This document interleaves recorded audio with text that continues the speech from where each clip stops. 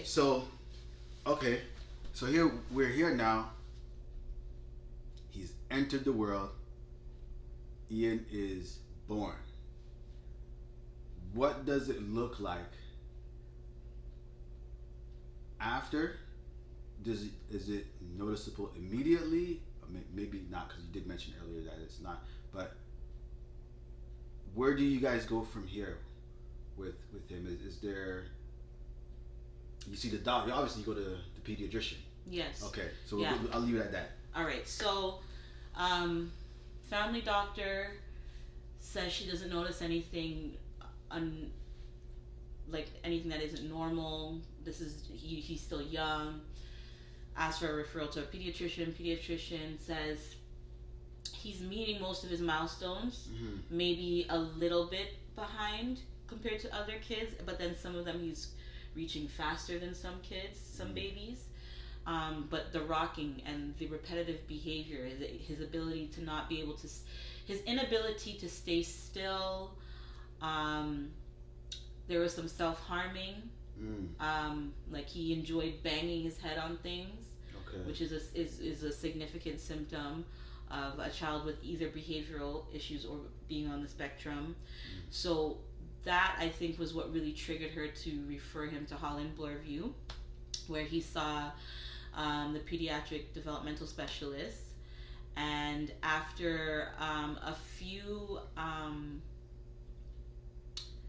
they did a few observational tests on him, he was diagnosed. So he was born in 2017 July. He was diagnosed, 2016 July, sorry, forgive me. And he was diagnosed September of 2017. So a couple months after his first birthday.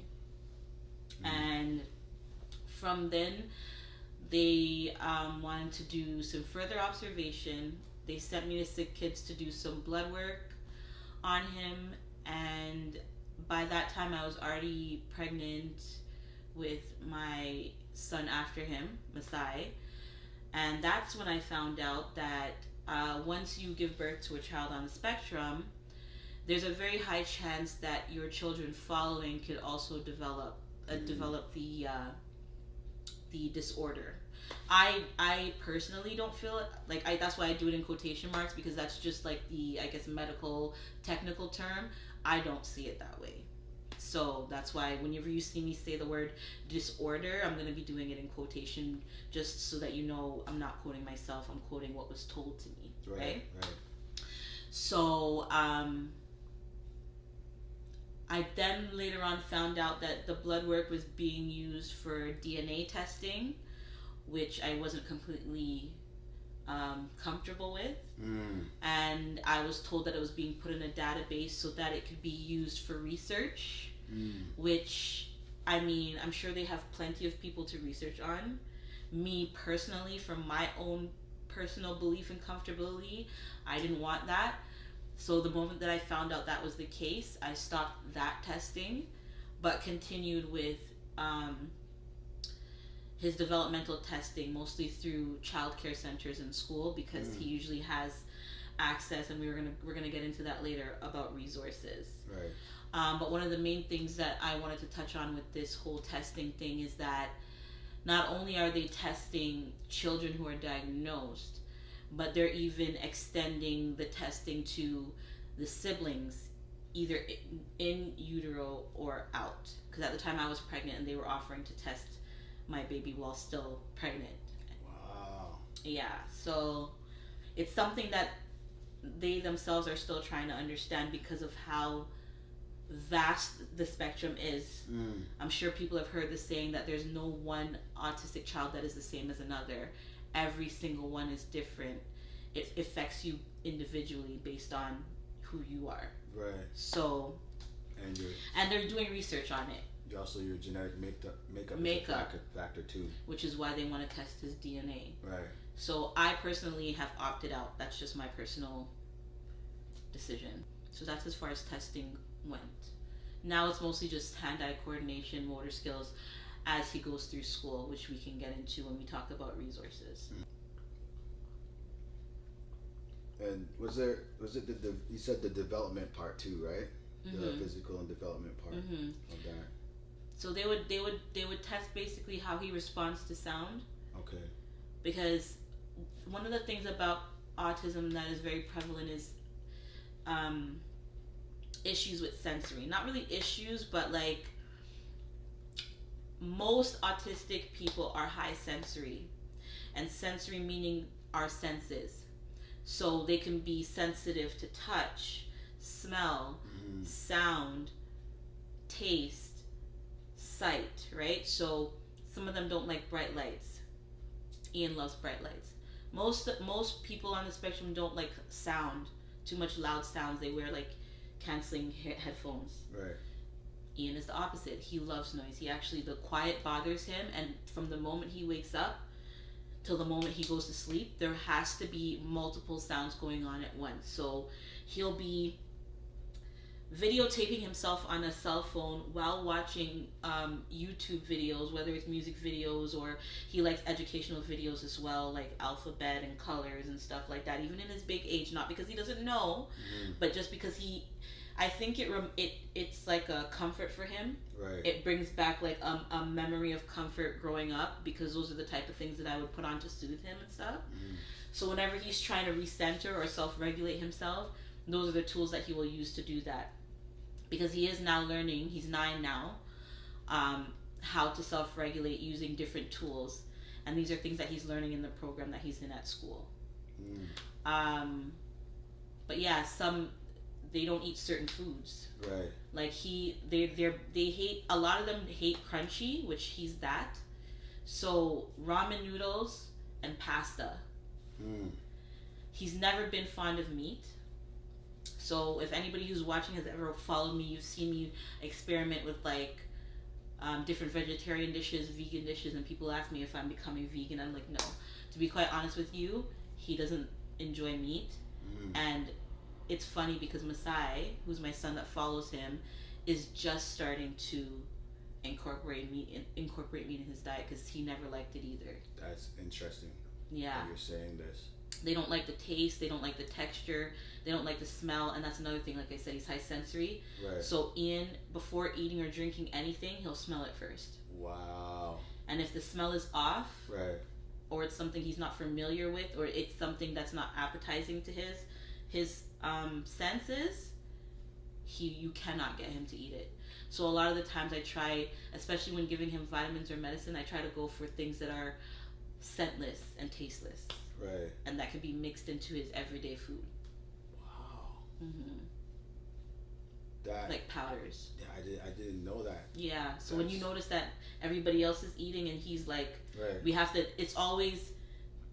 make something for Ian. Like, even because, like I said, I'm close with my parents. I go to Sunday dinner every Sunday, and there is a pot of pasta specifically for Ian, and he shares it. But it has to be made for him, because he's not eating the rice and peas. He's not eating the oxtail. He's not eating the stewed chicken. He's not eating the curry goat. He's not going to eat that, the roast chicken, the roast steak, or the stew steak. He's not going to eat any of that. And like, even as a baby, he used to eat the rice and peas with gravy, but as he got older and found what his particular likes are, it's banana bear paws specifically, Indomie noodles, and pasta and sauce. Not even, he does, even if we put meat in the sauce, he tries to eat around the meat. You know what's interesting? There's a contrast of where, when it comes to sound, he wants a lot of different things. But that's the thing. And then there's food. It's like, no. Keep it simple for me. Keep it simple. It's like there's two extremes. And which is, it's unique. It is, and that's the thing. Very unique. Every individual on the spectrum is unique in their own way. Right. And it's like, even when it comes to school, like, that's something that has to be considered, because when everybody's sitting down for quiet time, you might have to give him headphones where he can blast music in his ear, because the quiet time makes him uncomfortable. Doesn't work for him. Yeah. Wow. So is that taking place where he had to have been accommodated like that in school? Yes. Wow. Yes. There's like, it's interesting. You watch these shows as atypical, love on the spectrum. Right, right. You only get like a nuanced view right of what the spectrum actually is for those particular individuals. Right, and then we're here talking about and then it's just like there's so much more happening. Right. And wow, it's funny you mentioned atypical because I hope and we're aiming to get him to that level where he can like rejoin a typical classroom, because his current classroom is specifically for children with physical and mental disabilities or disorders, and that's why they're able to accommodate, because it's 2 teachers to 6 students, right, and each of them are all different, right. So the teachers actually meet with the parents and create what's called an IEP, which most parents are familiar with because a lot of kids are on them nowadays, because what's being recognized in schools now in general is everybody learns differently. It's not uniformed anymore. So what you're saying is that the IEP is an individual education plan. So going off on that, the resources, that would be a part of the group of resources, right, that are available. Right. So do you feel that there's enough resources, or? Yes and no. So, for example, I was lucky enough to have a principal in the school in my area who allowed me to advocate for my child, or not allowed me, supported me, because this was new to me. Right. And it's new to a lot of parents, and they end up putting their kids in a regular classroom and constantly being called every 2 seconds because their child is having trouble adapting. Whereas I had a principal that was, and also too, like, I made it a point to speak to the resources I had, like a social worker that I had at Holland Bloorview, and I spoke to my family doctor, and I said, I'm concerned about him transitioning from daycare, because they had resources in daycare, right, that public school doesn't necessarily provide in a regular classroom, and if they do, it's not enough. And there's only maybe like 1 or 2. So if there's a classroom where there's more than 1 person that's with special needs, there's only 1 person for those 2 children. Okay. And not unfortunately, but in Ian's case, especially in the age where he transitioned into school, which was when he was 5, he was a flight risk. So it's a whole other thing by itself. Right. Oh my in goodness. a regular classroom, it's kind of hard to restrict him, because the other children have to be able to move in and out of the classroom freely because they don't have that risk. So my principal did recommend that I apply to be seen by a panel who would interview me and observe Ian, and then decide whether or not he would be eligible for the program that he's in right now. And he was. I'm sorry, I didn't look up the program or what it's called, but it's basically, like I said,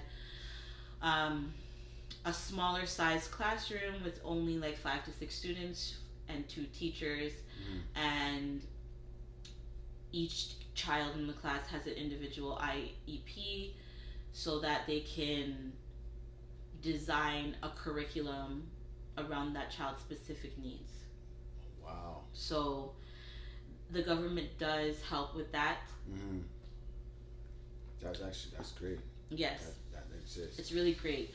And then, but the only thing is with this particular school that he's in, and in most schools, for those students, because so much goes to the classroom resources, the daycare there doesn't necessarily offer the resources for him to go to the before and after school program.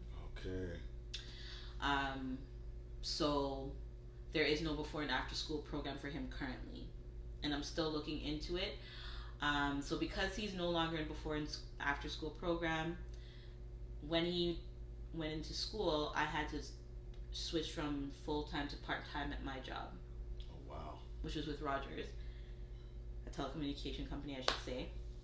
And luckily, they are a company that is flexible with their employees, especially if you have tenure there. Yeah. So I did switch to a part-time shift, and based on my tenure and the fact that there's room for commission and stuff like that, I was able to still make ends meet on part-time. Right. So do they, not to cut you off, but do they support knowing that you have a child on the spectrum? Is that available in the workforce or in the workplace? Yes. Okay. It is, and this is where it gets kind of tricky. And I do want to touch on this because I know that this is a concern that I feel like a lot of parents have and sometimes feel stuck between a rock and a hard place because of the expectations in the society that we live in and in the economy that we live in, where both parents or the mothers specifically have to work to provide, and there's always this stigma around being on assistance, and that's one of the things that I did want to touch on.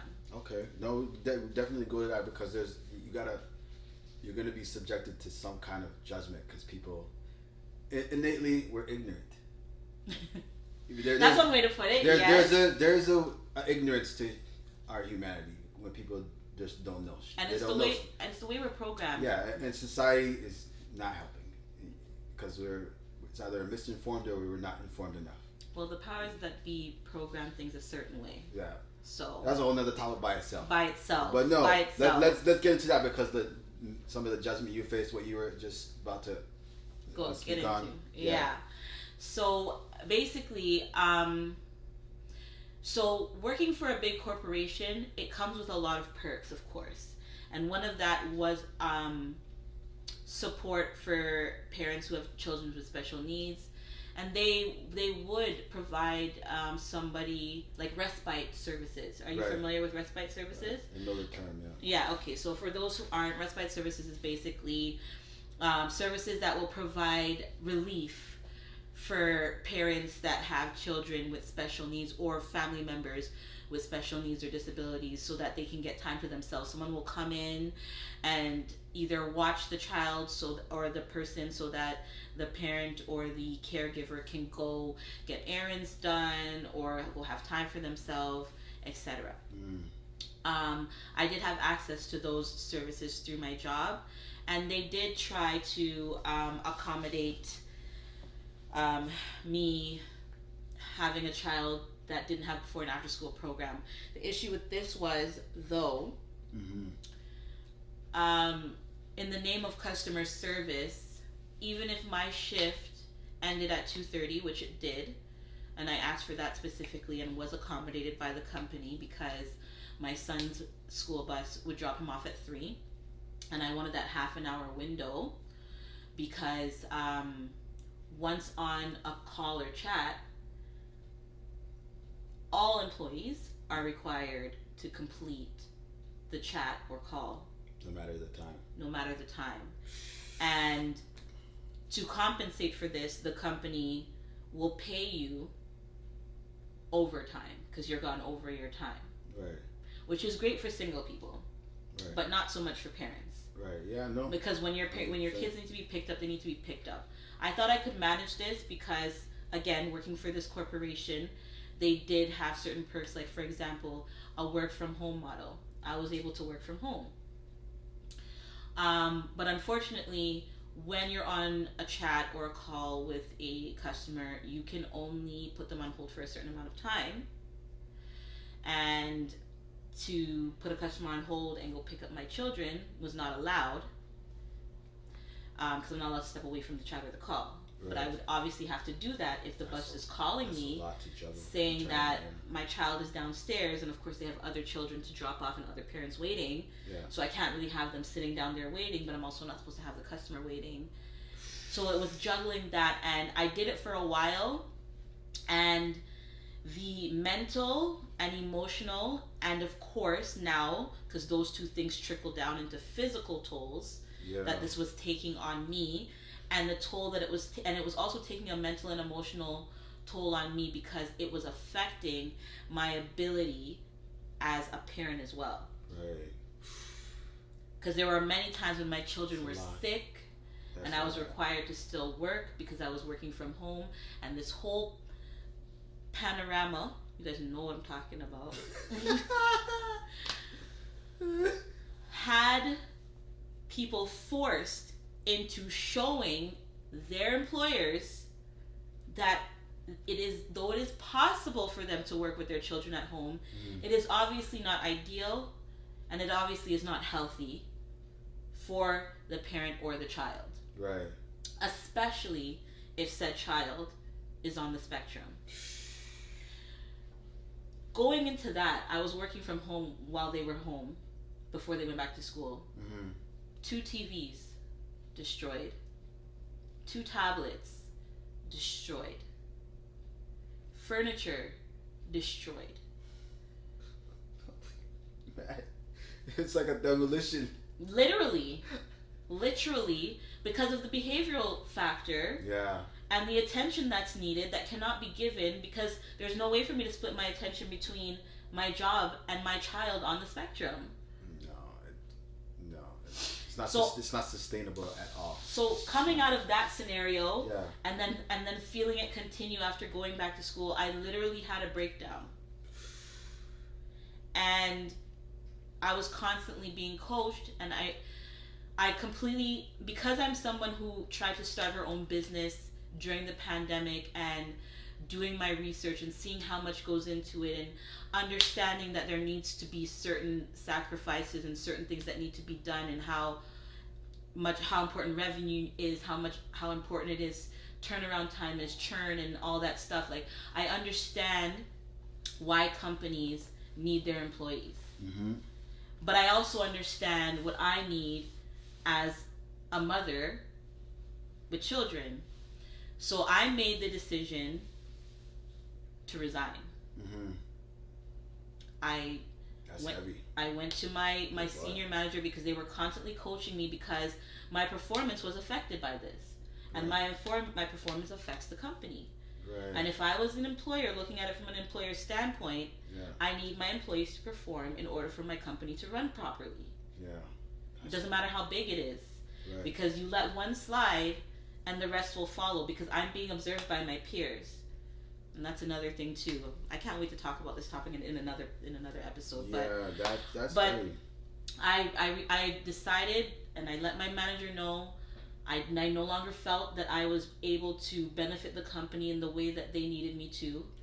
And in turn, as much as they tried their best to accommodate me, unfortunately with my current situation, it just wasn't enough. And so, to benefit both parties, I was going to part ways. That's a hard thing to have to decide to do. I had to do it. I had to choose between, because you can't get time back. And these are my kids' most developmental years. And then there's their own mental and physical well-being too. So I don't want my kids' formative years being surrounded by a mother that doesn't have the patience. And is leading with frustration instead of patience. Because growing up, we've seen too much of that in our generation, and the generation before that. That's the culture. And the generation before that. And it's so funny, because even our parents with their grandchildren are setting an example, because they've changed their own habits in some ways in terms of patience and the way that they approach them. And then when I catch myself doing a lot of the stuff that they used to do when we were kids, and seeing how much patience they have now with their grandkids, I'm like, we need consistency in this. I kind of need to follow what they're doing, and in some terms, they're following what I'm doing, and we're learning to kind of like heal that traumatic pattern of how we treat children. So that's another thing that I appreciate too. Wow. That's big. So at this point, you part ways. And then, so now you have to provide. Do you get into that? Like, is this family? How does it look? Because culturally, it's like, you're not at work, right? Or or you're not what you're not translate. You don't have a job. Yeah. What you gonna do for money? Yeah. How you gonna survive? So you just that's good. So what happens now? See, I just sit down in the house, you know, do nothing. That's patois. You're just at home doing nothing. Yeah, unemployed. So okay. What does that look like now? What's your biggest concerns with that? With all this now. So at the time, one of the things that kind of allowed me to take that leap was I had just done my income tax and I got a pretty nice return. And instead of vacation or activities with the kids, I kind of like put that into savings and was living off of that until I figured out my next step, because it was a good amount. Mm-hmm. Could last me a couple months. Mm-hmm. And I started looking into resources, what I could get based on the fact that I had a child with special needs, what I can get for myself as someone who's unemployed. And I had a cousin of mine say to me, well, in the meantime, apply for Ontario Works, which is basically assistance for people who are unemployed and are not eligible for EI. Because at the time I felt like I wasn't. EI is employment insurance. Even though I paid employment insurance for like the past 17, 18 years of my life, my understanding is it's only covered if you're terminated, and I wasn't. I resigned. Right, which is a whole nother situation. Yeah. Carry on, yeah. So apply for Ontario Works. They after a few weeks started paying me monthly. It was half of what I was making while I was employed. Mm-hmm. But it was more than nothing, and I had to cut back. I had a car payment and insurance. And I'm not gonna lie, I tried to rob Peter to pay Paul. Mm-hmm. 1 month I'd pay my rent, next month I'd pay my car. It's tricky, man. That's a lot to be juggling.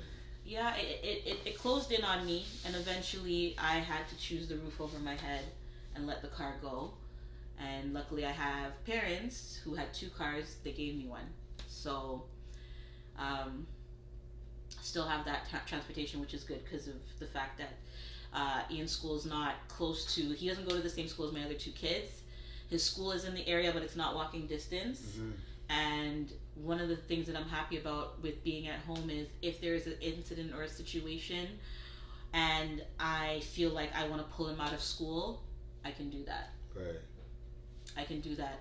But like you were talking about resources, and I wanted to touch on that topic because having a child on the spectrum, a lot of parents are concerned about the treatment of their children because a lot of children on the spectrum are nonverbal.